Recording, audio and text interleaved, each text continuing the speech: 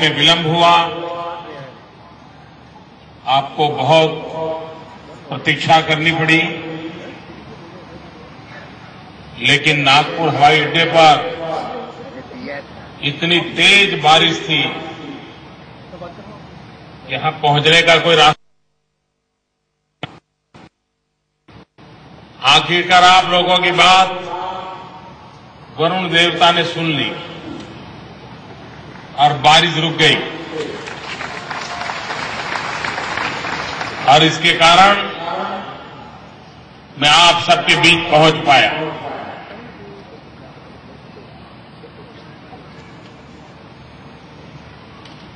किसी भी देश में अगर विकास करना है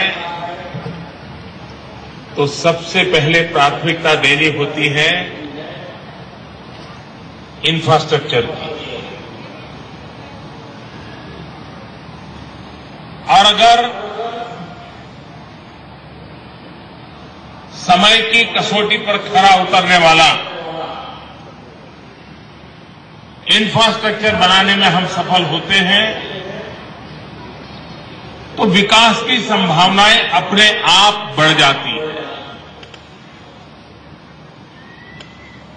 और उसमें भी सबसे ज्यादा जरूरत होती है बिजली की। आज टेक्नोलॉजी का युग है, किसान भी अपने खेत में हर प्रकार के काम के लिए बिजली का उपयोग करता है। पहले तो शायद या तो दीपक जलाने के लिए या जमीन में से पानी निकालने के लिए वो बिजली का उपयोग करता था, लेकिन आज कृषि क्षेत्र में भी बहुत बड़ी मात्रा में बिजली से चलने वाले साधनों का उपयोग होता है। ग्रामीण जीवन में भी अगर क्वालिटी ऑफ लाइफ में चेंज लाना है तो बिजली से शुरुआत होती है। आज गांव में डॉक्टर रात को रुकने को तैयार नहीं, शिक्षक गांव में रुकने को तैयार नहीं, पटवारी गांव में रुकने को तैयार नहीं, वो शाम को दफ्तर बंद करके शहर चला जाता है। इसकी मुसीबत का कारण क्या? अगर गांव में बिजली है, पंखा चलता है, एसी चलता है, टीवी चलता है, तो उसको रात को रुकने का मन करता है, और अगर रात को रुकता है तो धीरे धीरे उस गांव से उसका लगाव होता है, गांव के सुख दुख का वो साथी बन जाता है। और इसलिए बिजली जितनी जल्दी हिंदुस्तान के हर कोने में पहुंचे, ये हमारी प्राथमिकता है। आजादी के इतने सालों के बाद भी जहां बिजली है वहां भी 24 घंटे बिजली नहीं मिलती। कहीं 4 घंटे मिलती है, कहीं 6 घंटे, कहीं 8 घंटे, कहीं 10 घंटे। आप मुझे बताइए, 24 घंटे बिजली मिलनी चाहिए कि नहीं मिलनी चाहिए?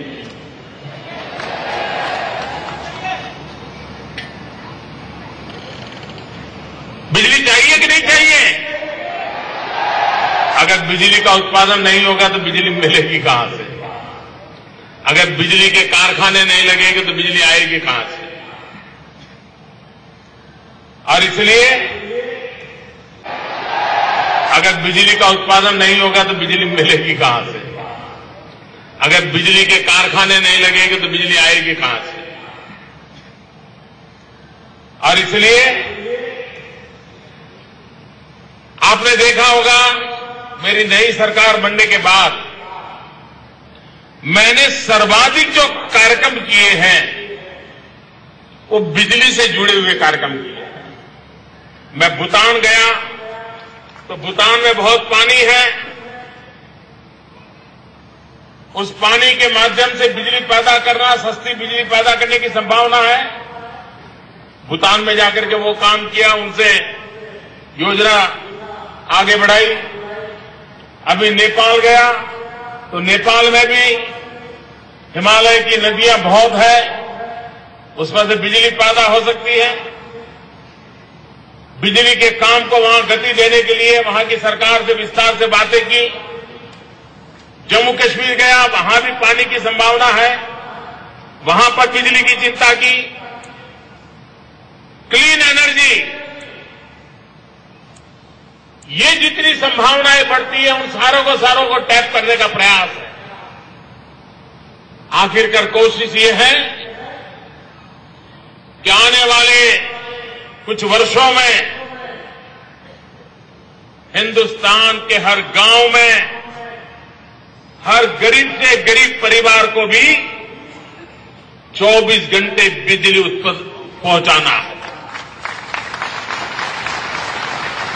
और जब बिजली आती है तो सिर्फ अंधेरा जाता है ऐसा नहीं है, सिर्फ टीवी पे सीरियल देखने को मिलती है ऐसा नहीं है।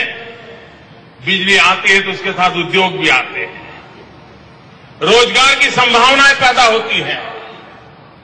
अपने इस क्षेत्र में आज 1000 मेगावाट बिजली का कारखाना राष्ट्र को समर्पित हो रहा है, लेकिन साथ साथ 1320 मेगावाट बिजली नई उत्पादन का एक और कारखाना लगाने का शिलान्यास भी हो रहा है। और इसके कारण विदर्भ के इस पूरे क्षेत्र में बिजली प्राप्त होना सरल हो जाएगा। और मुझे विश्वास है, अगर एक बार जब मैं यहां चुनाव के दिनों में आया था, मैं यवतमाल वगैरह इलाके में जहां गया था, जब हमारे किसान भाई आत्महत्या करके उनके परिवारों में गया था, हजारों किसानों को आत्महत्या करनी पड़े, इससे बड़ी कोई पीड़ा नहीं हो सकती है। और जब मैंने वहां पूछा तो कई किसानों ने मुझे बताया कि उनके यहां पानी 20-25 मीटर नीचे है, ज्यादा नहीं, 20-25 मीटर, लेकिन बिजली न होने के कारण पानी का कोई प्रबंध नहीं है और उन्हें कारण अकाल की नौबत आती है, किसान कर्जदार बन जाता है और किसान को मौत के घाट आत्महत्या की नौबत आती है। अगर ये बिजली हम पहुंचाते हैं तो जिन किसानों को अपनी खेती में बिजली की आवश्यकता है, उनको आवश्यक बिजली मिले, कम दामों में मिले, और कभी उसको अकाल के संकट से गुजरने की नौबत आए तब इस बिजली के द्वारा निकाले हुए पानी के माध्यम से वो अपना साल भर का गुजारा कर ले सकता है। और इसलिए बिजली वो सिर्फ सुख वैभव का साधन नहीं है, बिजली विकास के लिए अनिवार्य बन गई है। और इसलिए हमारी सरकार का ये प्रयास है कि हिंदुस्तान में जहां जहां बिजली उत्पादन की संभावनाएं हैं, चाहे विंड एनर्जी हो, सोलार एनर्जी हो, कोयले से पैदा एनर्जी हो, गैस से पैदा होने वाली एनर्जी हो, इतना ही नहीं, शहरों में कूड़े कचरे से भी अगर बिजली पैदा होती तो उसको भी करना है, लिग्नाइट से बिजली पैदा होती तो उससे भी करना है।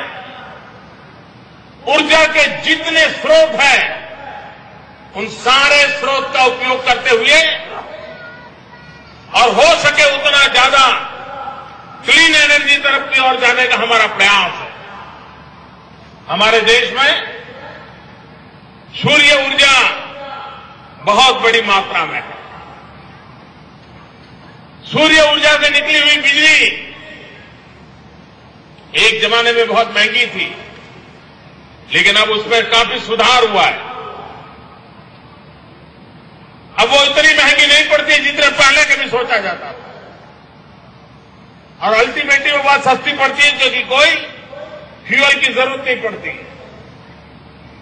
और इसलिए पूरे देश में सोलर एनर्जी की भी जाल बिछाने का इस सरकार का इरादा है। और इतना ही नहीं, एक दिन वो आ सकता है कि जब हम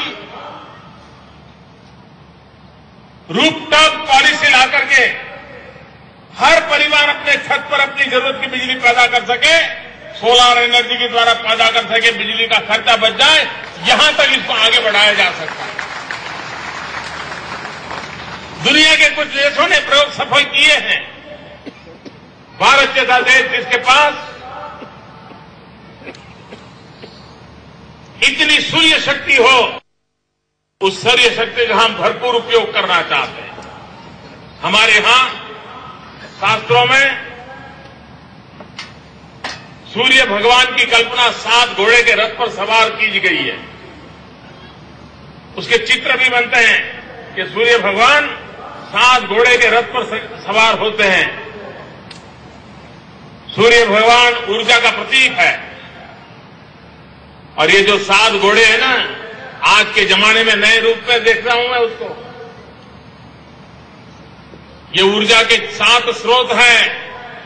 कोयला है, गैस है, पानी है, लिग्नाइट है, सोलार है, विंड है, कूड़ा कचरा है। इसमें से बिजली पैदा हो सकती है। इन 7 घोड़ों से ये सूर्य का रथ चल सकता है, ऊर्जा का रथ चल सकता है। और इस काम को करने की दिशा में हम प्रयासरत हैं। मैं आज जब विदर्भ में आया हूं और किसानों की आत्महत्या को मैं कभी भूल नहीं सकता हूं। सरकार ने एक योजना, मैंने 15 अगस्त को लाल किले से उसकी घोषणा की थी, प्रधानमंत्री जन धन योजना। ये प्रधानमंत्री जन धन योजना का लाभ सबसे ज्यादा हमारे किसान ले सकते हैं।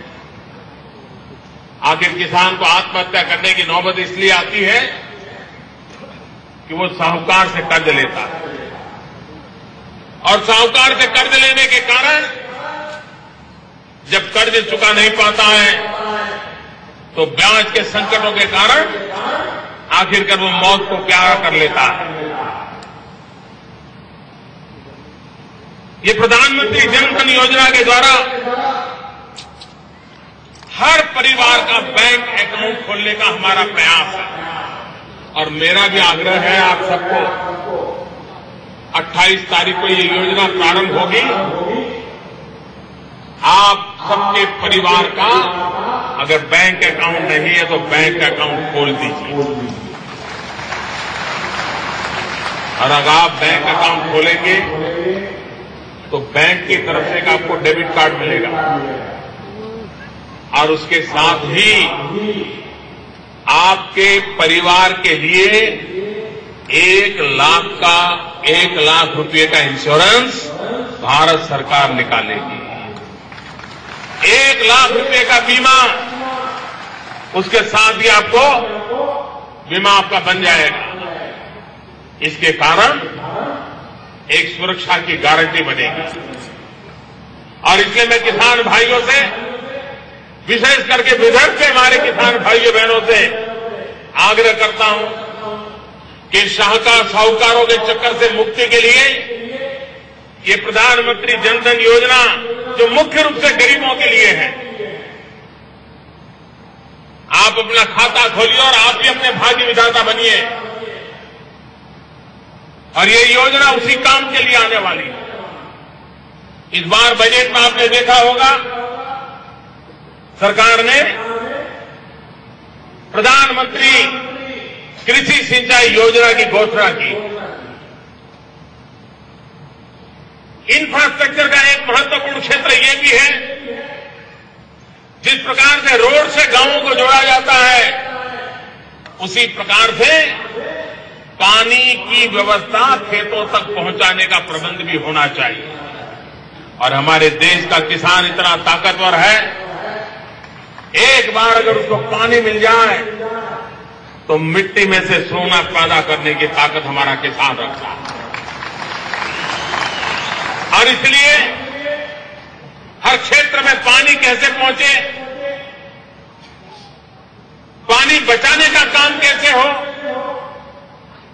जल संचय भी अच्छी तरह हो, जल सिंचन भी अच्छी तरह हो, उस पर बल देकर के हमारी कृषि को आज जो संकटों के घेरे में रहती है, आशंका के बादल छाए रहते हैं, बारिश हुई तो किसान के लिए जिंदगी ठीक, बारिश नहीं हुई तो किसान को मुसीबत, ये जो स्थिति है उसमें से कुछ एश्योरेंस की स्थिति बने, इस दिशा में प्रयास दिल्ली में बैठी हुई भारत सरकार का है।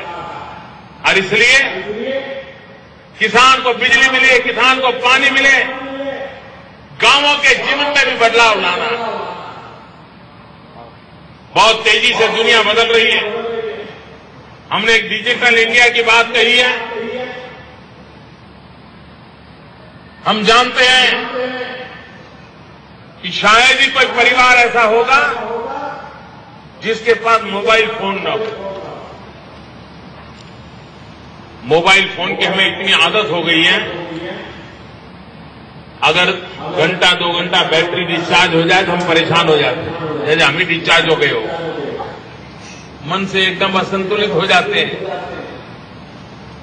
और कनेक्टिविटी नहीं मिलती है तो भी परेशान हो जाते हैं। उस टेक्नोलॉजी का हमारे जीवन से इतना जुड़ाव हो गया और इसलिए टेक्नोलॉजी के माध्यम से शासन व्यवस्थाओं को सुचारू रूप से चलाने में बहुत बड़ी मदद मिल सकती है। उसी मदद के हेतु डिजिटल इंडिया के द्वारा आपके मोबाइल फोन में ही आपकी सरकार क्यों न हो, आपकी सरकार आपकी हथेली में क्यों न हो, ये काम मुश्किल नहीं है। बड़ा देश है, पूरा करना एक दिन में संभव नहीं होता, लेकिन काम संभव है। और इसलिए भाइयों बहनों, उस काम को करने का भी संकल्प हमने किया है, जिसकी हमने शुरुआत कर दी है। लेकिन आज जब मैं बिजली के इस कार्यक्रम के लिए आया हूं, तब सरकार का काम है बिजली उत्पादन हो, सरकार का काम है बिजली उत्पादन करने वालों को कोयला मिले, गैस मिले, जो आवश्यक ईंधन है, फ्यूल है, वो मिले। लेकिन नागरिकों के नाते हमारी भी एक जिम्मेवारी है और वो है बिजली बचाना।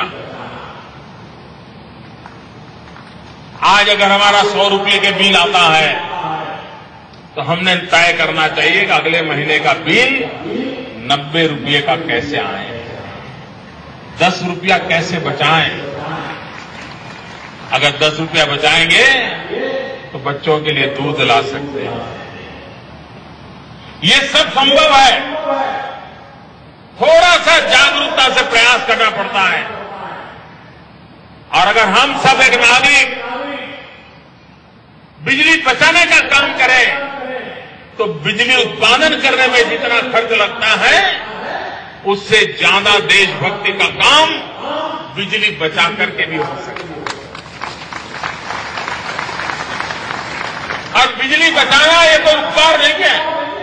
हम बिजली बचाते हैं तो हमारा खर्चा भी बचता है, हमारा बिल भी कम आता है, परिवार को लाभ होता है, देश को भी लाभ होता है। और इसलिए मैं सभी नागरिक भाइयों बहनों से सार्वजनिक रूप से आग्रह करता हूं कि आप घर में सब परिवार के लोग बैठ के तय करो कि अगले महीने हमारा बिजली के बिल में कितनी कमी लानी चाहिए। कोई 10 रुपया तय करे, कोई 20 रुपया करे, कोई 25 रुपया करे, कोई 50 रुपया करे। और अगले महीने जब बिल आए तो परिवार के लोग बैठ करके चर्चा करें, भाई तय किया था कि 10 रुपया बिल कम करेंगे, लेकिन नहीं हुआ। 8 रुपया करे, कोई 50 रुपया करे। और अगले महीने जब बिल आए तो परिवार के लोग बैठ करके चर्चा करें, भाई तय किया था कि 10 रुपया बिल कम करेंगे, लेकिन नहीं हुआ। 8 रुपया ही कम हुआ, क्या कमी रह गई? परिवार में एक चर्चा स्वभाव बनना चाहिए। बिजली का एक अलग बजट की चर्चा होनी चाहिए परिवार। और मैं तो स्कूल में पढ़ने वाले विद्यार्थियों को भी कहता हूं, टीचर्स को भी कहता हूं, वो बच्चों को शिक्षा दें कि हर बच्चा अपने घर में अपने परिवार के माता पिता बड़े भाई जो भी हो उनसे शपथ लें कि अपने घर में हम बिजली बचाएंगे। एक बार बिजली बचाने का माहौल बन गया तो जीवन बदल जाता है। हमें बिजली की आदत इतनी हो गई है कि पूर्णिमा का जो पूर्ण चांद होता है, उस चांद की शीतलता क्या होती है वो हम भूल गए हैं। अरे कभी तो पूर्णिमा की रात को बिजली बंद करके देखो तो सही, आसमान में बिजली भी बचेगी और चंद्रमा की शीतलता का अनुभव भी होगा। एक सहज स्वभाव हम कैसे बनाएं? और अगर सहज स्वभाव बनाते हैं तो हम जरूर राष्ट्र की सेवा में काम आ सकते हैं। और इसलिए मैं भाइयों बहनों आपसे आग्रह करता हूं कि हम सब विकास की ओर कोई न कोई कदम उठाएं। हमारे आने वाली पीढ़ी को अगर रोजगार दिलाना है, उनको सुख चैन की जिंदगी अगर जीने के लिए हमने व्यवस्था करनी है, तो विकास की राह पर हमें आज से ही चलना शुरू करना पड़ेगा। विकास एक ही मंत्र लेकर के हम चलेंगे, आप देखिए देखते ही देखते बदलाव शुरू हो जाएगा। आज किसान भी, उसके अगर 3 बेटे हैं तो क्या योजना करता है? वो योजना ये करता है कि चलो ये छोटे वाला बेटा खेती संभालेगा, लेकिन 2 बेटे शहर में जाएंगे, नौकरी करेंगे। किसान भी अपने 3 बेटे में से 2 बेटों को नौकरी के लिए भेजता है, क्योंकि उसको लगता है परिवार चलाना है तो नौकरी के लिए जाना पड़ेगा। इसका मतलब रोजगार की संभावनाएं नई तलाशनी पड़ेगी, और रोजगार की नई संभावनाएं तलाशनी है तो औद्योगिक विकास के द्वारा होगा।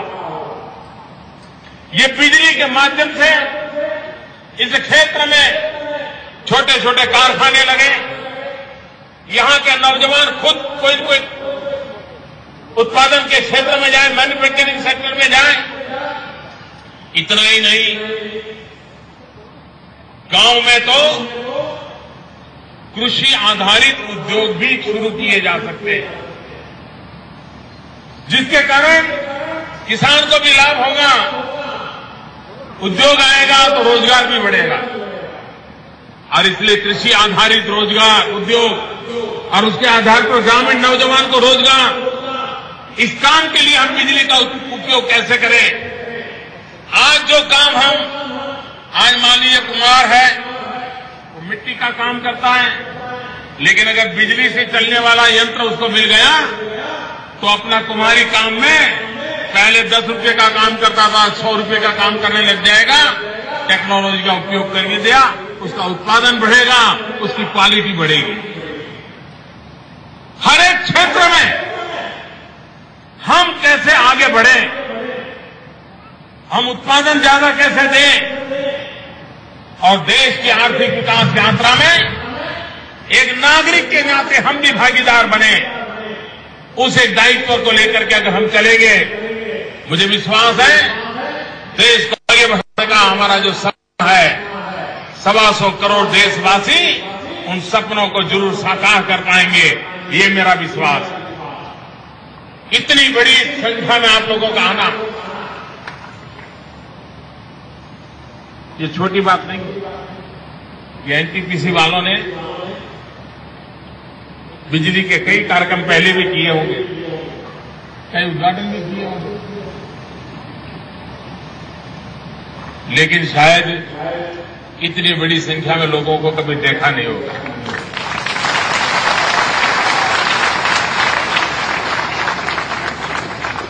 ये जनसलाह यहां है, इसका कारण क्या है?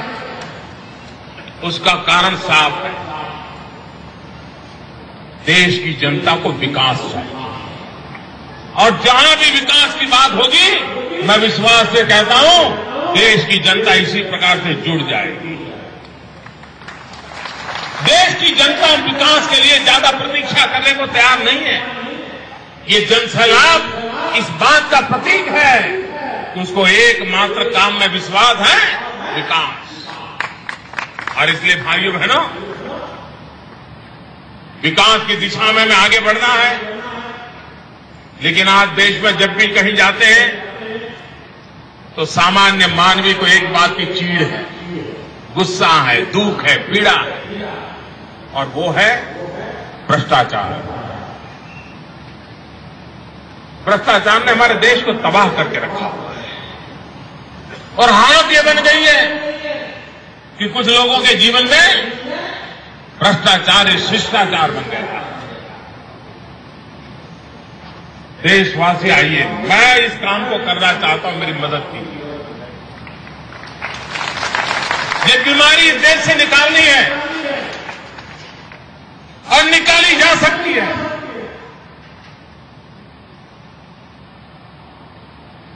और एक बार अगर समाज मेरे साथ जुड़ करके जग गया, मैं नहीं मानता हूं किसी की ताकत है कि अब ये पाप करने की हिम्मत करेगा।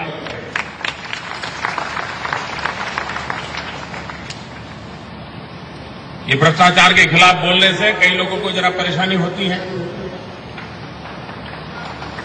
लेकिन कितने दिन तक हम चीजों को छिपा के रखेंगे? आप मुझे बताइए, पाप है कि नहीं है हमारे घरों में? हमारे देश में, समाज जीवन में पाप है कि नहीं है भैया? बताइए, है कि नहीं है? तो कब तक छुपा के रखेंगे? इस पाप से मुक्ति हमें पानी है और हम सब ने मिलकर के इस दिशा में कदम उठाना है।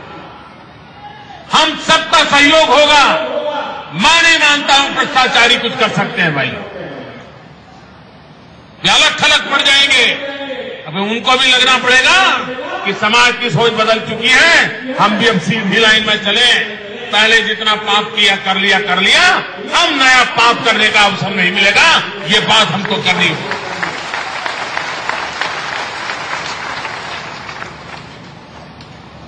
और पूरे देश में एक आहलेख जगानी है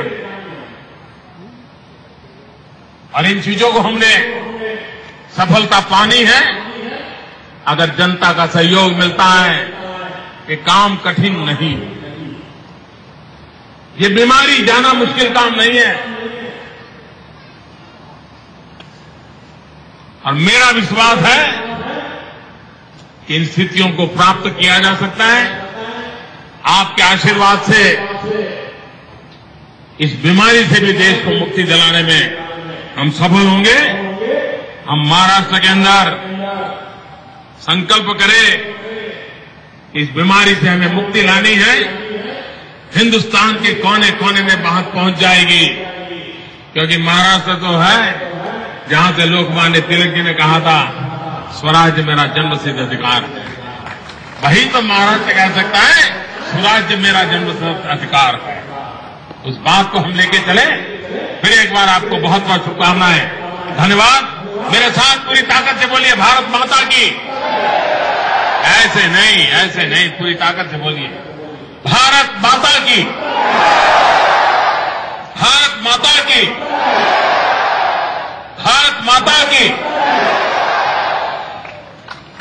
प्रधानमंत्री नरेंद्र मोदी को सीधे आप सुन रहे थे। तमाम मुद्दों को शामिल करने की उन्होंने कोशिश की, लेकिन सबसे दिलचस्प रहा इस कार्यक्रम में मुख्यमंत्री पृथ्वीराज चौहान का शामिल नहीं होना।